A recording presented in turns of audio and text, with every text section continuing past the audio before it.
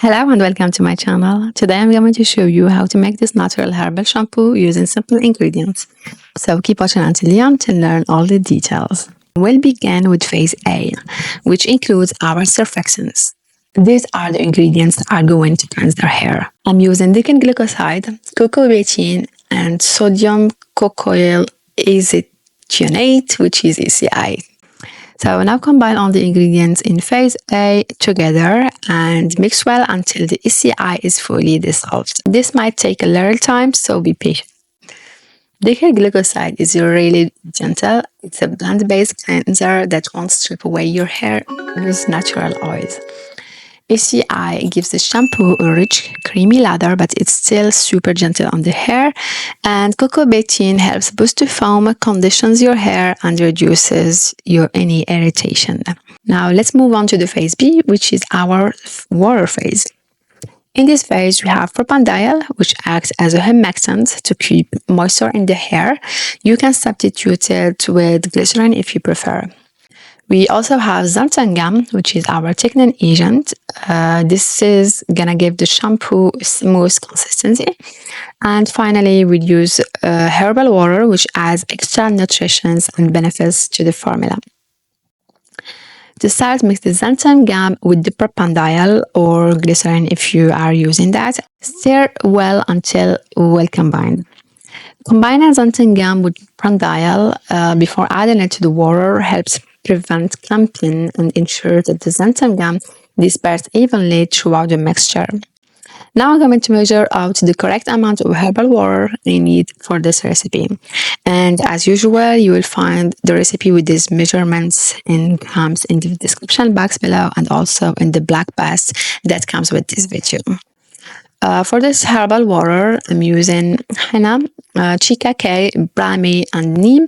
And I've already shared a video on how to make this herbal water, so you will find the link in the description box below and in the top right corner of the screen. So go watch it to learn how to make this herbal water, because it's the base for this shampoo. Once both phase A and phase B are ready, we're going to combine them.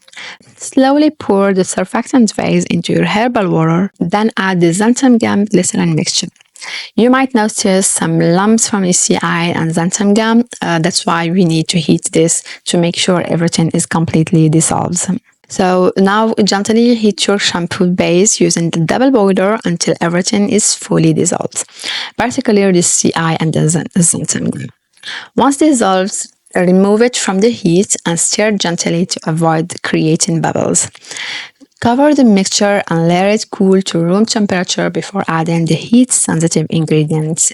For phase E or the cool-down phase, we are going to add all the ingredients that are heat-sensitive.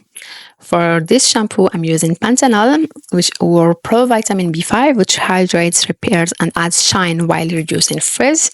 Rice protein, which strengthens the hair and adds volume and shine. And I'm using a preservative to ensure the shampoo is safe to use and has a long shelf life. And finally, rosemary essential oil, known for stimulating hair growth and adding a refreshing herbal scent, but you can use any essential oil of your choice. Add all the ingredients from phase C to the mixture and stir gently until everything is fully incorporated. Now we're almost done. The last thing we need to do is check the pH of our shampoo. The pH was a little bit high. It was around 7, so I used a small amount of lactic acid to lower it to about 5.6. It's okay for me, so I'm just going to leave it there. That's it. You've made your own natural shampoo. So let's move on to the packaging. Pour your shampoo into a clean, sanitized bottle, and I'm using this one because it's perfect for shampoos, but you can choose whatever container you have. Before I finish, let me show you how it lathers. As you can see, it creates a rich, creamy foam, and the more water you add, the more it lathers. I'm really happy of how it turned out. Thank you so much for watching, and if you enjoyed this video and found this recipe helpful, please give it a thumbs up and share it with your friends and family. And also, I would like to know your thoughts about this video, so leave a comment in the comments section below.